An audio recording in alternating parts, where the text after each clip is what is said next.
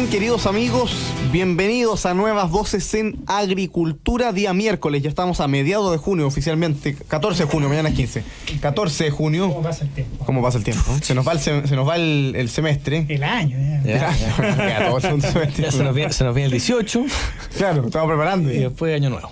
Oye, impresionante cómo pasa el año. Tenemos harto temas de conversación de actualidad política. Por supuesto, voy a partir presentando a nuestros panelistas de cada día miércoles. Parto saludando a la distancia a Juan Pablo Rodríguez, director ejecutivo de la Fundación Piensa. ¿Cómo está, Juan Pablo? Bienvenido acá a Nuevas Voces. Hola, Tomás. Muchas gracias. Saludos a todos. Felipe Lyon, de Influyamos Chile. ¿Cómo estamos, Felipe? Muy bien, muy bien. Después de haber pasado por sanidad. Efectivamente. Como podrán ver. Juan Lagos, de la FDP, ¿cómo estamos? ¿Qué tal, Tomás? Yo no sabía que el dress code era con corbata. Podrían haberme avisado.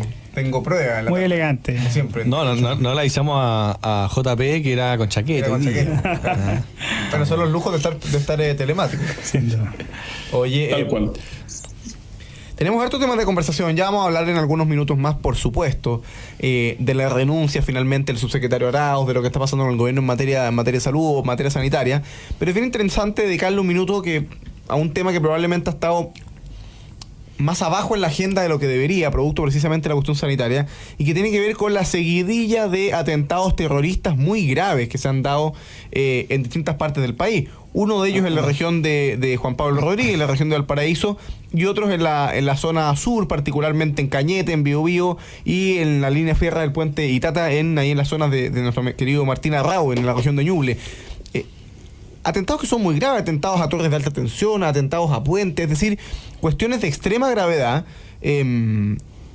una seguidilla en poquitos días, y el gobierno salió a decir, a justificar que no va a utilizar la ley antiterrorista, ¿no? Fue lo que dijo el subsecretario Monsalve, que es una figura bien relevante en el gobierno, por supuesto subsecretario del Interior, y justificó que no se utilizaría la ley antiterrorista por estos atentados.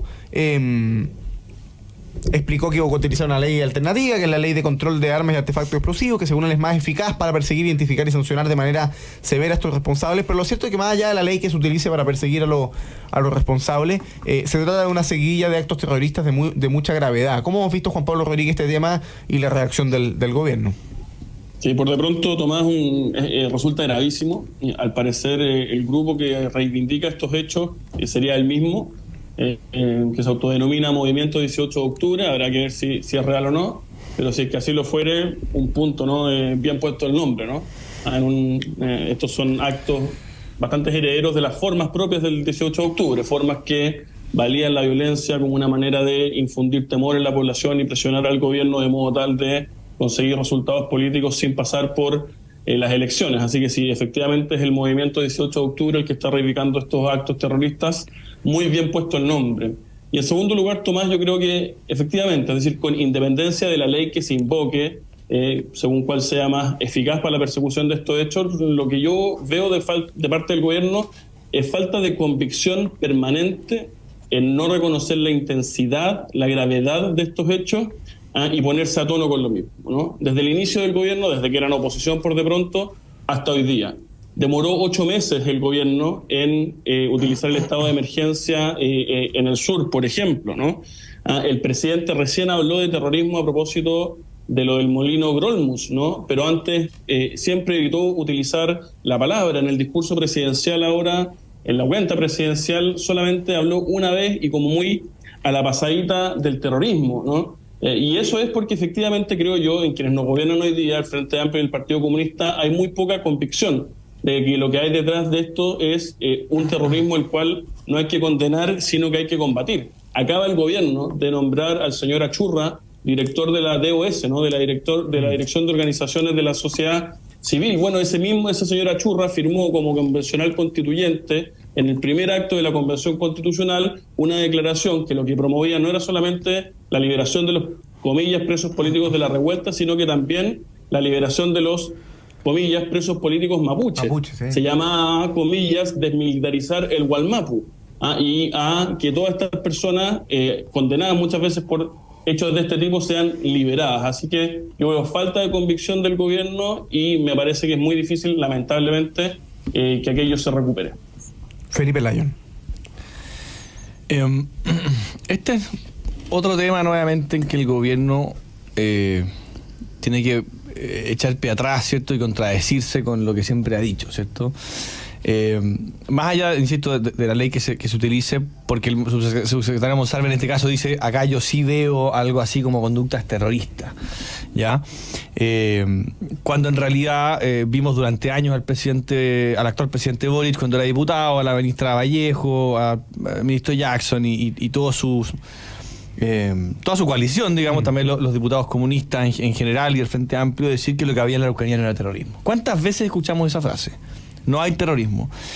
¿Qué es lo que dice la ley antiterrorista en su artículo primero? Que cuando el hecho se cometa con la finalidad de producir en la población o en una parte de ella el temor justificado de ser víctima de delitos de la misma especie, sea por naturaleza y efecto de los medios empleados, sea por la evidencia de que obedece un plan premeditado de atentar contra una categoría o un grupo determinado de personas, sea porque se cometa para arrancar o inhibir resoluciones de la autoridad o imponerle exigencia.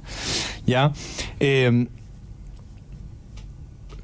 Califica de otra manera, digamos, lo que se está haciendo aquí, volar torres de alta tensión, más allá de los atentados que se han cometido durante años contra las personas y contra bienes públicos y privados, lo que hay en la Araucanía es terrorismo. Y yo comparto por lo mismo mucho lo que dice Juan Pablo. Yo puedo entender que estratégicamente se quiere usar una ley u otra, pero la verdad es que la izquierda en general, a pesar de que ahora el subsecretario Monsalve dice lo que dice, se ha negado a llamar terrorismo a esto. Y eso tiene efectos, eso tiene consecuencias. Por eso muchas veces, acá con el panel, con Juan, con Tomás, con Juan Pablo, hemos dicho tantas veces que no es comprensible el giro que toma el gobierno y que no es suficiente el giro que toma el gobierno. Porque tiene que pedir perdón. Y tiene que pedir perdón y hacerse responsable por todos estos años en los que por negligencia y por omisión, pero también por acción, ha justificado a través de eufemismo lo que está pasando en la Araucanía, ¿cierto? Tratando de vincularlo a causas justas o tratando de relativizar que lo que ocurre es efectivamente terrorismo y es muy grave. Entonces, yo espero que el gobierno haga uso de la ley que sea, pero para encontrar a los responsables, sancionarlos y combatir como corresponde con todas las armas del Estado de derecho, digamos, a estas personas que están causando un daño gigante, no solamente a la seguridad de las personas, sino que también a la democracia. Porque si no, no entiendo para qué tenemos gobierno. O sea, cuando la discusión se convierte en si uso o no uso una ley, ya me parece que pierde todo sentido que exista una autoridad y que exista un Estado para poner orden, digamos. Porque esta no es la primera vez que esto pasa. Y acá el argumento es el de la eficacia, ¿cierto? Pero ¿cuántas otras veces vimos cómo el Estado no quiso utilizar las leyes y los mecanismos que tiene a su disposición para hacer frente al terrorismo que está ocurriendo en la Araucanía por miedo? ¿Por miedo a qué? A ser catalogados de alguna cosa, por miedo a no ponerle el caer al gato y llamar terrorismo a lo que es terrorismo. Y también, ¿por qué no decirlo? Porque el origen en particular de la ley antiterrorista, todos sabemos en qué gobierno fue, digamos. Entonces al final también ahí se produce un miedo a los propios, a los hinchas, a la barra brava propia. Entonces, ojalá se hagan responsables, se pongan los pantalones y cambien el rumbo de esto, porque la verdad es que cada semana esto empeora, como que nunca vemos un cambio de rumbo. Juan Lagos. Bueno, es cierto. Yo fíjate que no sé cuándo el IVA nació en Chile. En esa época también en la que nació la ley antiterrorista. Me sorprende que estas personas cobren el IVA con tanto, sin ningún problema, pero le hagan asquito a las aplicaciones de ciertas leyes. Es decir, es cuando les conviene, ni siquiera es por el origen de las leyes. Fíjate que hay un punto que me llama mucho la atención, que es el nombre de aquello que se están adjudicando esto. Es decir, no es coincidencia que se llame 18 de octubre, porque el 18 de octubre fue la destrucción, fue el desorden total, pero también fue la impunidad. Así que quizás también se hayan llamado así por intentar buscar suerte, ¿no es cierto?, de que no sean perseguidos, porque eso fue el octubrismo. Por un lado, impunidad, y por otro lado, los indultos.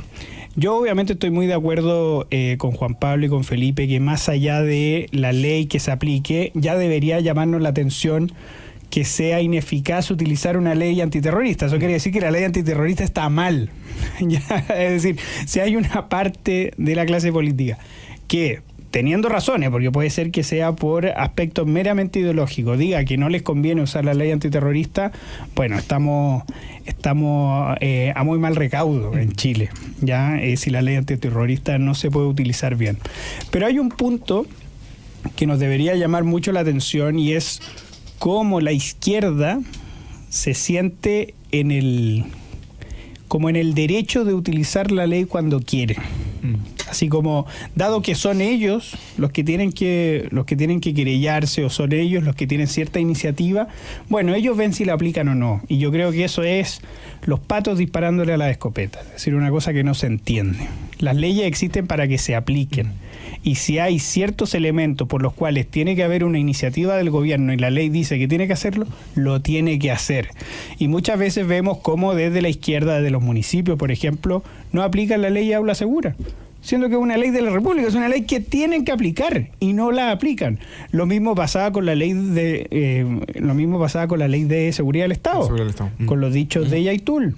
No la utilizaban. ¿Por qué? Porque piensan que, dado que ellos son los que tienen que hacerlo, depende de ellos, y no es así. Incluso la misma ley de seguridad del Estado dice que son responsables criminalmente, también son responsables los que no aplican esa ley, ¿ya? Y obviamente están pagando por la omisión. Esto me parece gravísimo, es decir, que el fenómeno terrorista o que el fenómeno de la violencia política ya se esté ampliando a todo Chile. Me parece grave que esté en una parte de la población, pero que ya varios grupos estén dándose cuenta de que esto da resultado, claro, de que se puede, de que nadie se lo impide. Yo creo que estamos entrando a tierra de nadie, lamentablemente. Quiero leer, según informa BioBio, el comunicado que supuestamente habría lanzado este movimiento 18 de octubre, ¿no? Que es el que se adjudicó dichos eventos con explosivos a infraestructura crítica. Dice, entre comillas, nos hacemos responsables de los 3 ataques con explosivos a infraestructura capitalista, sabotajes efectuados en Valparaíso por el comando Mauricio Arenas Vejas, en Biobío por el comando Lafkenche Pilmaiquén y en Ñuble por el comando Luisa Toledo, indica el comunicado. El documento agrega que a 50 años del golpe de Estado dejamos en claro que no hay lugar para titubeos. La derecha, Boric y su ignominia pretenden cerrar este capítulo bajo la excusa de la unidad nacional, a defender el agua, a defender a Chile, a defender la vida, y a recuperar Chile para el pueblo. Es el comunicado de este movimiento, ¿no? 18 de octubre que se adjudica supuestamente estos 3 atentados. Fíjate que es bien interesante, porque esto es bien similar a lo que pasa con los dichos de Yaitul, ¿no? Que acá conversábamos, oye, este tipo está haciendo un llamado abierto a la subversión al Estado, ¿no? Y nadie aplica la ley. Bueno, tú no puedes tener un subsecretario del Interior haciendo disquisiciones públicas respecto a qué ley va a aplicar porque cuál le parece más eficaz según él, cuando tú tienes un movimiento que hace una declaración pública en que anuncia que va a continuar saboteando y generando actos terroristas contra bienes públicos, contra infraestructura crítica, ¿no? Contra puentes, contra centros contra torres de alta tensión, que generan un impacto bien masivo en la vida de las personas, ¿no? O sea, es aún más grave que un simple atentado terrorista a una casa o a un galpón. Entonces, uno lo que esperaría de un gobierno con pantalones, de un gobierno con carácter, de un gobierno con valentía, de un gobierno responsable que entiende que su deber aplicar la ley y asegurar la paz, es que haya señales claras de que el gobierno va a salir a perseguir con todas las herramientas que tenga este tipo de movimientos y que en el breve lapso los va a tener identificados, sancionados, detenidos, ¿no? Y obviamente querellados, pero tenemos respuestas que siempre están muy por debajo de las expectativas, muy por debajo de los criterios mínimos de decencia de un gobierno que se precie de tal y que pretende efectivamente cumplir con su primer deber, cuál es garantizar la paz de los chilenos. Entonces, la verdad es que es muy desesperanzador ver que se empiezan a agravar este tipo de actos terroristas y que el gobierno es incapaz de dar una respuesta a la altura de las circunstancias. O sea, ¿qué le queda a las personas que viven en la Araucanía y que llevan años viviendo esto? ¿Qué le queda a las personas que viven en la provincia de Arauco, en Ñuble, en Biobío? Hoy esto se transporta también a la región de Valparaíso. Es decir, tenemos que esperar que empiecen a explotar artefactos explosivos en las esquinas de La Moneda, en el barrio Yungay del presidente de la República, para que alguien se ponga las pilas en esta materia. O sea, ¿dónde está en Vitacura, digamos, para que afecte, digamos, a los parlamentarios? ¿Dónde está el punto límite en que el gobierno se da cuenta que tiene que abordar la realidad a la altura de lo que la realidad exige y no simplemente con estas disquisiciones o discursos que la verdad es que no ayudan en nada a a identificar estos grupos. Esto es lo mismo que ¿en qué quedó el señor Yaitul? Está preso. ¿Está preso? Sí, claro. Lo habían tomado preso en el sur, ¿se acuerdan? Sí, claro. En un restaurante Sí. estaba comiendo. Sí, estaba almorzando, lo más Sí. bien. Sí, yo me acuerdo. Había venido a Santiago a lanzar unos libros, ¿se acuerdan? Presentó unos Claro, libros. obviamente. Libremente. Tipo que- Oye, pero el punto es ese, yo creo que siempre nosotros nos preguntamos qué tendría que pasar para que la gente reaccionara. Y eso yo creo que es muy triste de nuestra clase política. ¿Por qué? Porque todas las personas, es decir, los diputados son diputados de la República, los senadores son senadores de la República, son personas que ya no solo representan a los que los votaron y al sector donde están, sino que representan a la República entera. Cualquier calle de Chile, cualquier esquina de Chile donde estuviera amenazada la seguridad de los compatriotas debería ser tan importante en términos políticos como tu esquina.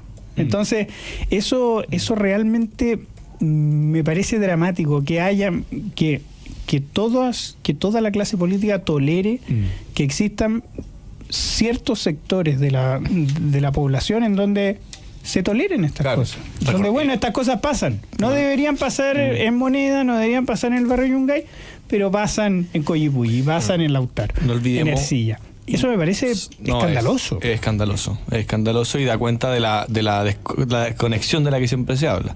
No olvidemos por lo demás, el presidente Boric diciendo que el gobierno no perseguía ideas Sí. con las declaraciones de Yaitul. No olvidemos esa puesto. O sea, digo. Yo creo que fue Jackson. ¿Ah? Bueno, lo dijo entre Boris, Jackson, lo dijo la misma Camila Vallejo, No siendo perseguimos. que eso además atenta contra el sentido común. Sí, las palabras son actos, las palabras no son solo ideas. O sea, Porque estaba si no- anunciando, o si no- atribuyéndose y anunciando a la comisión de delitos. O sea, ¿cómo eso Y va a ser además hay perseguible, miles digamos? de delitos que son por palabras, Sí, por es decir, supuesto. la calumnia, el falso testimonio, la injuria. Por supuesto. Por Es decir, supuesto. es ya incluso absurdo. Es absurdo.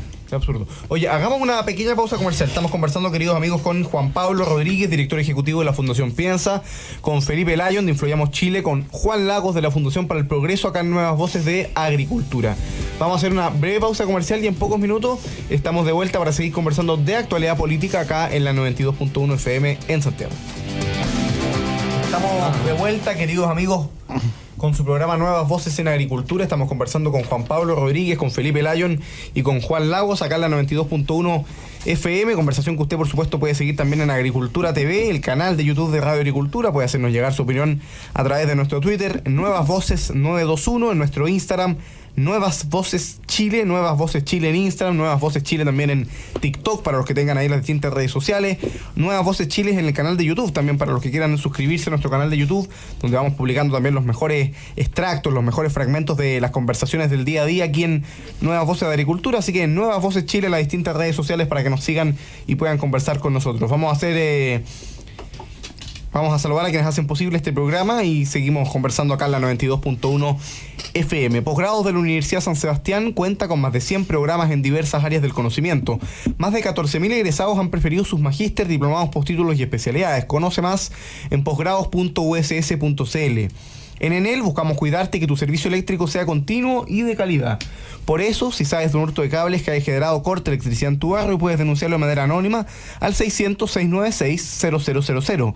Ayúdanos a evitar esta práctica ilegal y a mantenernos seguros con Enel. Y en Habitat, tu proceso de pensión lo puedes iniciar 100% online. Es accesible, confiable y con la asesoría personalizada de siempre. AFP Habitat. Yo hoy les tengo una noticia diferente, porque la cuenta corriente digital de BCI, la que no te pide requisitos y que puedes sacar hoy mismo desde tu teléfono, ahora también es para pymes. Si estás buscando un apoyo que te permita acceder a mejores soluciones financieras y herramientas para tu negocio, la cuenta corriente digital PYME es para ti. Ábrela hoy y úsala hoy. Cuenta corriente digital para pymes del banco BCI. Ahí sí hay pymes circulando, por supuesto. La cuenta corriente digital de pymes la puedes sacar de su mismo teléfono hoy mismo. Cambiémonos un poco de tema.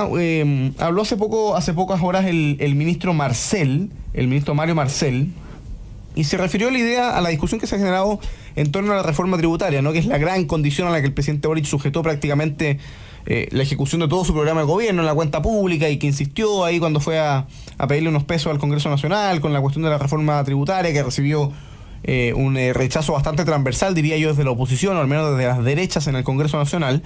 Y Marcel salió hablando hoy día en un seminario de la Universidad Adolfo Ibáñez y rechazó la idea de que solo con mayor crecimiento se puede financiar el gasto fiscal. Hizo un llamado a no hacer política ficción. Dijo que la economía debería crecer un 12% adicional para financiar medidas como el aumento de la PGU, la reducción de las listas de espera y la sala cura universal. No es razonable, subrayó el ministro de Hacienda. ¿Qué te parece, Juan Pablo Rodríguez, esta discusión que se está dando en el plano tributario y la condición que ha puesto el gobierno, que es básicamente que sin reforma tributaria que aumente impuestos, se le hace muy difícil sacar adelante todo su programa de gobierno? Lo que hace el ministro de Hacienda, a mi juicio, es una caricatura irresponsable. Acá yo creo que lo primero que hay que comprender es que el orden de los factores sí altera el producto. Acá la forma lógica de pensar en este problema, por así decirlo, tiene que ver en primer lugar cómo generamos recursos, cómo hacemos que nuestra economía sea productiva, que crezca la torta. Después preguntarnos, bueno, esta plata que recaudamos desde el Estado, ¿cómo la gastamos y la gastamos bien? Y luego, respondiendo a esa pregunta, preguntémonos si acaso hay espacios para modificar el esquema tributario que existe en Chile, ¿no? Pero la izquierda, y muchas veces con el consumo de la derecha, siempre tiene el mantra, el paradigma: subamos impuestos, y después veremos cómo lo gastamos, si es que alguien rinde cuenta, y después veremos en qué lo gastamos. En primer lugar, hay que reafirmar una vez más que el crecimiento económico es muy relevante. Chile lleva 10 años de un magro, de un pésimo desempeño económico, que tiene consecuencias en el trabajo, en el ahorro, en la inversión, en la dignidad de las personas. Hoy día, cuando la gente le preguntan cómo van a estar sus hijos en el futuro, no saben si van a estar mejor que ellos mismos. Eso no pasaba en Chile. ¿Cuánto de la crisis, comillas, social, de la incertidumbre que tenemos hoy día en nuestro país tiene que ver precisamente con que dejamos de crecer, dejamos de ser productivos? Ese crecimiento que, como dijo un columnista por ahí, iba haciendo el trabajo silenciosamente, ¿no? Mientras los políticos se peleaban. Luego, y para ponerle números, ¿no? Un punto de crecimiento económico significa en 4 años acumulados recaudar cerca de 8.000 millones de dólares. En segundo lugar, la eficiencia del gasto público. Si en Chile se gasta muy mal la plata de nosotros recaudada a través de impuestos, ¿para qué se quiere más plata? ¿Se requiere más plata para el programa de gas a precio justo? Para que el Estado gaste 125.000 pesos en un balón que cuesta 20.000 pesos. Queremos para el saco roto, que son los Juegos Panamericanos, para contratar a exconvencionales en el gobierno. ¿Para qué queremos la plata? El Banco Interamericano de Desarrollo ha dicho que el 40% de los programas sociales en Chile hoy día no cumplen con el fin para el cual están destinados. Ahí hay mucho espacio para el cual recaudar más. Por ejemplo, ¿no?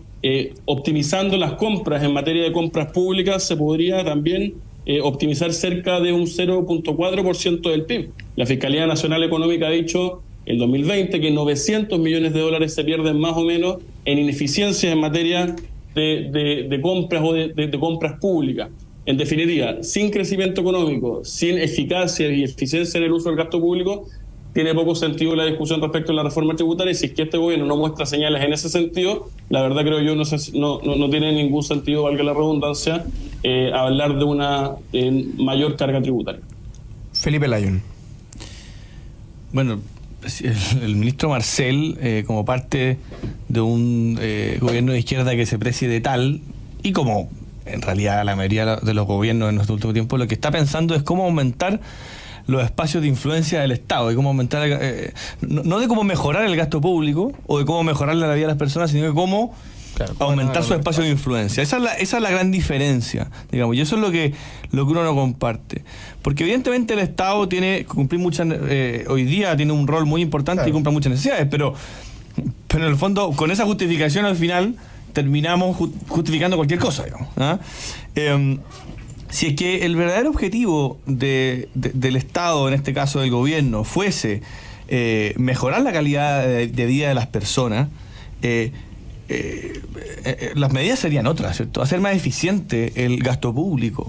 En el fondo, terminar con esta cuestión de seguir creando más órganos, más ministerios, más cargos, y pensar en reducir el gasto público y no aumentar el gasto público, ¿cierto? Obviamente, y focalizar el gasto público, ¿cierto? Eso debería ser lo que deberíamos estar discutiendo, no cómo recaudamos más para gastar más, porque eso es una falacia.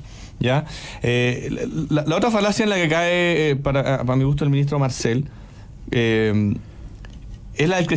cuando habla del crecimiento. Porque en el fondo él dice, el crecimiento ayuda muy poco, ¿cierto?, a aumentar el gasto público. O sea, el problema es que el crecimiento no sirve para aumentar el gasto público, el crecimiento sirve para mejorar la calidad de vida de las personas. Claro, son objetivos distintos. Son objetivos distintos. El crecimiento, ¿por qué es importante el crecimiento? Porque cuando el Chile crece, a las personas les va mejor, ¿cierto? Y ganan más y mejoran su calidad de vida, ¿cierto? Y dejan de necesitar más al Estado, digamos, y son más autosuficientes. Eso es lo que queremos lograr con el crecimiento. No que el Estado recaude más. Y si el Estado recauda más y lo utiliza bien, eso no tengo problema, digamos. Pero el problema acá es otro. El ministro Marcel, digamos, está confundiendo planos.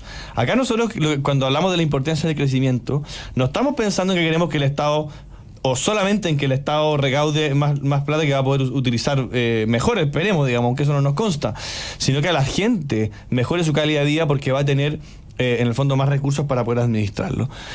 Y lo último, la otra falacia en su argumentación, es una falacia que hemos denunciado muchas veces acá, especialmente acá nuestro compañero de panel, Juan Lagos, que es esta idea, siempre cuando se argumenta de esta manera, está la idea de que, como se asume que estos recursos se van a administrar de forma eficiente, cuando los hechos muestran absolutamente lo contrario, digamos. O sea, uno basta con hacer lo más básico que hay, que es ir al registro civil a renovar el carnet de identidad, o sacar un pasaporte, o hacer un trámite cualquiera en cualquier órgano del Estado, y vamos a tener una mala experiencia. Y vamos a ver que funciona mal.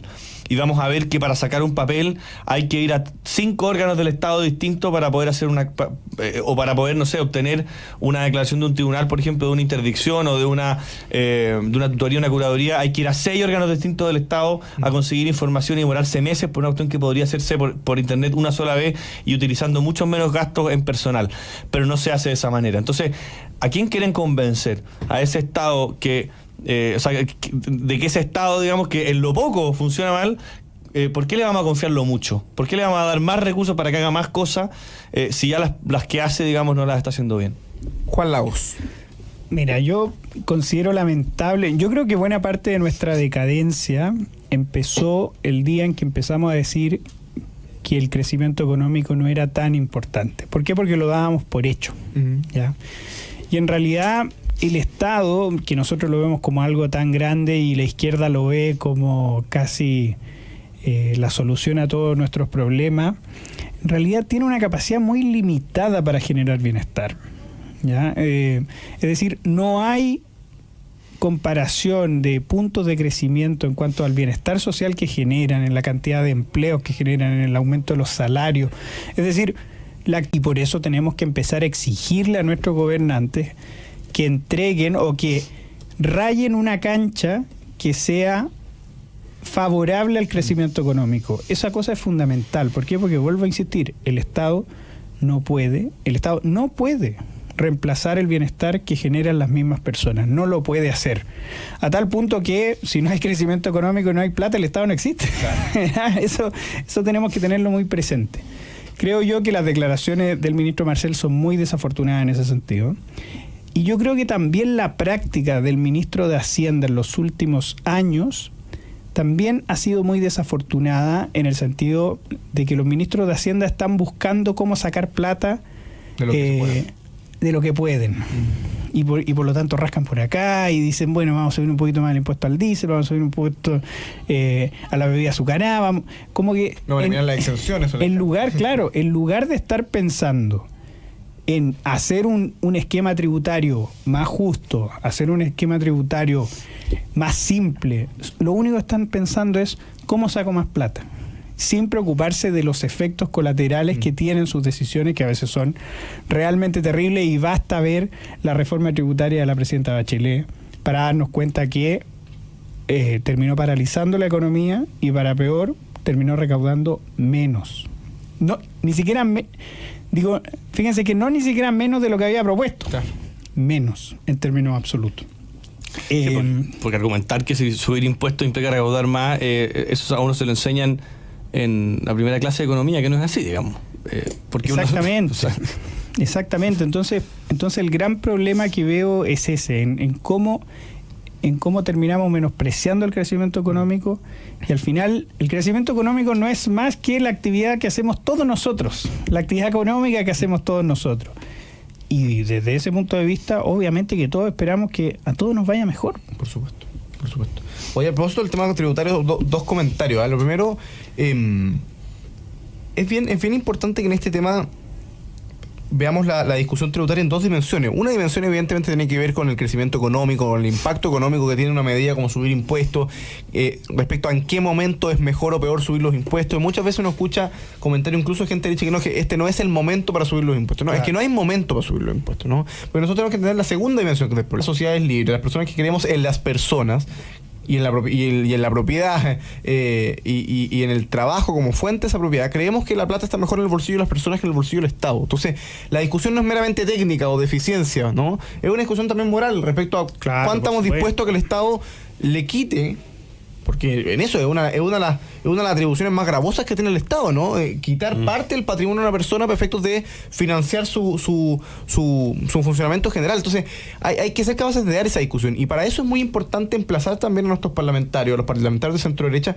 a que no toleremos más subidas de impuestos, porque lamentablemente en el último tiempo las subidas de impuestos, como lo decía bien Felipe Lyon, han sido súper transversales. O sea, los dos gobiernos de centro-derecha que han habido, que han sido liderados por la misma persona, han subido impuestos o han creado impuestos, ¿no? Ayer mismo venía en la radio conversando con un amigo, con un taxista, digamos, que era auditor además de la agricultura, y que los taxis, buena parte de ellos, no solo recogen pasajeros en la calle, sino además están conectados a las aplicaciones, digamos, a Uber, a Didi, en fin.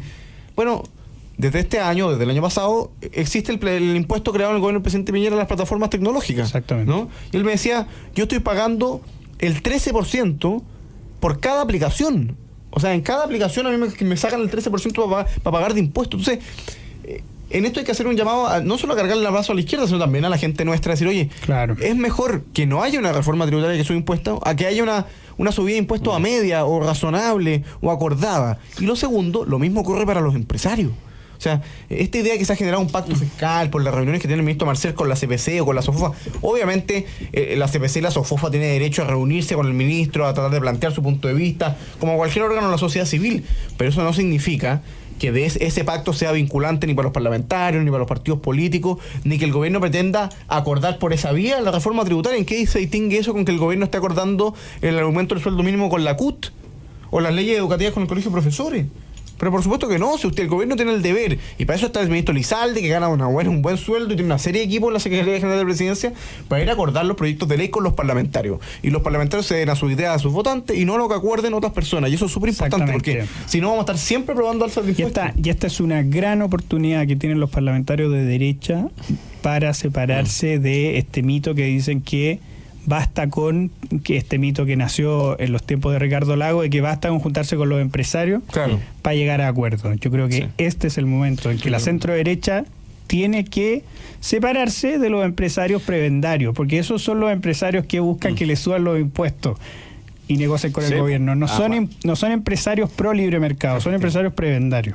Y no olvidemos... Empresarios que tienen asegurada su posición en el mercado, y que por lo tanto el bueno o mal desempeño de la economía, la mayor carga tributaria, a ellos no les pega mucho, les pega a su futura competencia eventualmente. Exactamente. Efectivamente, y además no olvidemos que hay parlamentarios que están o presos, digamos, o siendo investigados por haber sido, o sea, por pactar leyes, digamos, con el mundo, y el gobierno puede hacerlo a vista y presencia de todo el mundo, digamos. O sea, digo, obviamente parte del diálogo con la ciudadanía se puede hacer, pero pactar un proyecto de ley no se puede. Y otra cosa, para tomarme también de lo que recién decía Juan Pablo, lo que decía Juan, lo que decía Tomás, esta idea de separarse un poco también del empresariado. Al empresariado no le importa subir impuestos, no solamente por lo de la competencia, sino que porque además ellos no lo terminan pagando. En la práctica a ellos no les afecta. Le afecta, como bien decías tú, al taxista. O sea, el impuesto a la aplicación, a Uber, que es una transnacional gigantesca, le da lo mismo. Le importa, ¿a quién le afecta? Al pobre conductor de la aplicación, que tiene que pagar un 13% de impuestos por cada pasajero que lleva. O sea, es el mundo al revés. Y se nos vende como que lo que estamos haciendo es que los que más tienen paguen más, pero en la realidad siempre se lo termina traspasando al último en la cola. En esto más, vamos a la pausa, ¿no? Pero en esto, además hay que ser claro en el lenguaje, porque cambiamos la reforma tributaria y hoy día estamos todos hablando del pacto fiscal. porque en la reunión de los empresarios de la SOFOFO, de la CPC con el gobierno, se acordó la idea de avanzar hacia un pacto fiscal. No, si esto no es un pacto fiscal. Un pacto fiscal va a ser de verdad un tema perfecto. ¿Cuántos ministerios va a eliminar? ¿Cuántas secretarías va a funcionar? ¿Cuántos empleados públicos va a dejar de contratar? ¿Cuánto va a bajar los sueldos? ¿Cuánto terminar con los programas mal evaluados e ineficientes? Considerados ineficientes y mal evaluados por el mismo Estado. O sea, es la DIPRES la que te viene a decir, oye, estos programas no están funcionando. Entonces, en la medida que hay una señal, podemos hablar haciendo un pacto fiscal, pero de momento lo que hay es un proyecto que lo que pretende es aumentar los impuestos. Y frente al aumento de impuestos, la derecha debe ser bien clara, y es valioso que así lo hayan dicho todos los partidos de Chile Vamos y el Partido Republicano, que no están dispuestos a seguir aumentando los impuestos en Chile. Entre otras cosas, pues Chile lleva ya 35 años subiendo los impuestos de manera absolutamente sistemática, y llevamos 15 años, como bien decía Juan, con un crecimiento económico mediocre, que además tiene las expectativas absolutamente frustradas y el crecimiento de los salarios absolutamente estancado. Hagamos una breve pausa comercial. Estamos conversando con Felipe Lyon, Juan Lagos y Juan Pablo Rodríguez acá en Nuevas Voces de Agricultura, conversación que usted puede seguir en Agricultura TV, por supuesto.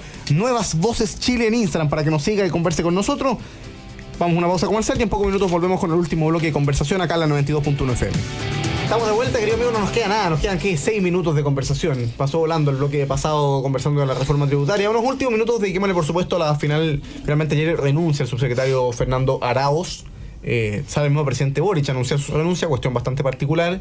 Se retira además la acusación constitucional por parte del Partido Republicano y asume en su reemplazo el doctor Osvaldo, ya me acordan.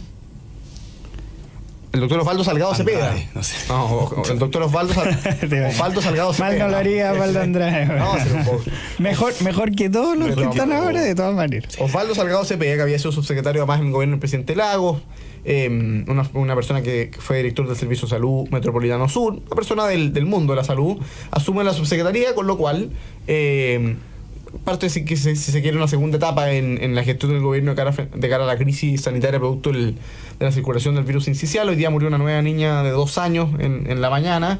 La situación sigue siendo bastante crítica. ¿Qué te pareció, Juan Pablo Rodríguez, en 2 minutitos la renuncia de Araoz y lo que está viendo el gobierno en materia sanitaria?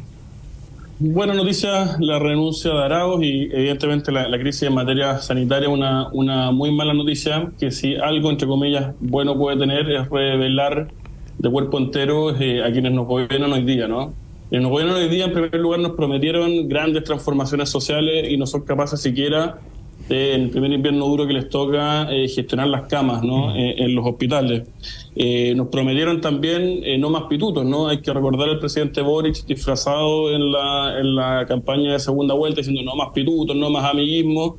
Bueno, hemos visto los nombramientos en este gobierno, ¿no? Entre ellos el del propio ex subsecretario Araoz, del círculo cercano del presidente de la República, y vemos evidentemente cómo esa promesa está incumplida y está lleno de gente incompetente a todo nivel, desde los ministerios para abajo, en este gobierno de las grandes transformaciones sociales. En tercer lugar, Tomás, el tufillo estatista, ¿no?, que tiene este gobierno en todo lo que toca, en todo lo que mira, en todo lo que resuelve. A uno no puede entrar en la cabeza de las personas, pero si es que el ex subsecretario Araoz no llamó, por ejemplo, a la clínica Las Condes, una tesis bastante plausible es precisamente por el prejuicio que tiene respecto de los prestadores privados en materia de salud. No hay problema en tener ideas, ¿no?, en tener ideologías si uno quiere. El problema es cuando esa ideología genera, por ejemplo, muertes muy lamentables que eran previsibles. Y finalmente también muestra, ¿no?, la actitud permanentemente canallesca y miserable que tuvieron los actuales dirigentes políticos en el gobierno siendo oposición en un momento muy duro como fue la pandemia en el gobierno pasado. Bien gestionada, y a quienes trataban permanentemente de por ejemplo. Clarito, Mike. Felipe Lyon. Nada, que se corta. No, muy breve. Muy breve. Primero, darle el pésame a todas las familias que han perdido a sus hijos, a sus hermanos, a sus sobrinos, porque no se nos olvide que a veces nos pasó en COVID, de que uno empieza a hablar de números y como que olvida que estamos hablando de vidas humanas y de los más indefensos. Lo segundo es que a mí me tiene un poco cansado cuando el presidente Boric sale inflando el pecho diciendo nos vamos a hacer responsables de Hay que decirle al presidente Boric que los errores que comete todos los días, constantemente, afectan directamente a los chilenos, a sus familias y en este caso a sus vidas y las vidas de niños. Entonces, a mí me tiene un poco cansado. Está muy bien que el presidente, digamos, diga que se quiere hacer responsable, pero la verdad es que lo que queremos ver es trabajo y trabajo bien hecho y menos menos esta lógica de no, yo asumo mi responsabilidad, asumo mis errores, porque el error fue de partida haber nombrado a este personaje como subsecretario. Así es. Sin ningún tipo de experiencia. Esperemos que la persona que nombró, que al parecer tiene un poco más de conocimiento del tema al menos, pueda mejorar un poco esta nefasta gestión, pero por favor cánsense de tanto error y después enmienda, digamos. Tratemos de hacer cosas bien de una vez. Eso es lo que a mí me tiene un poco cansado, y en este caso sobre todo con algo tan delicado como la vida de los niños más indefensos. Juan Lagos. Bueno, era algo que nosotros hablamos la semana pasada, es decir, no era viable Que siguiera ahí, digamos. que alguien, es decir, que no se pagara con una autoridad la negligencia tan grave, ¿no es cierto?, que se hizo y que le costó la vida a una guagua.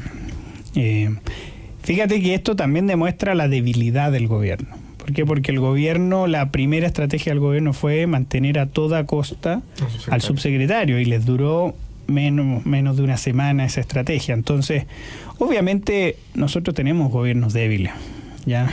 Pero yo creo que lo más grave son los gobiernos que no tienen conciencia de su debilidad. ¿Por qué? Porque perfectamente esto el gobierno debió haberlo resuelto antes, debió haber blindado a su ministra de Salud, a pesar de que su ministra de Salud fue una de las principales causantes de la polémica. ¿Y cómo se blinda? Bueno, sacando al subsecretario. Son fusibles que hay que sacarlo. Entonces yo creo que se dio algo que tenía que haberse dado, y resulta muy penoso que el gobierno no se sepa lo débil que es, que no es capaz de poder mantener un subsecretario en su cargo.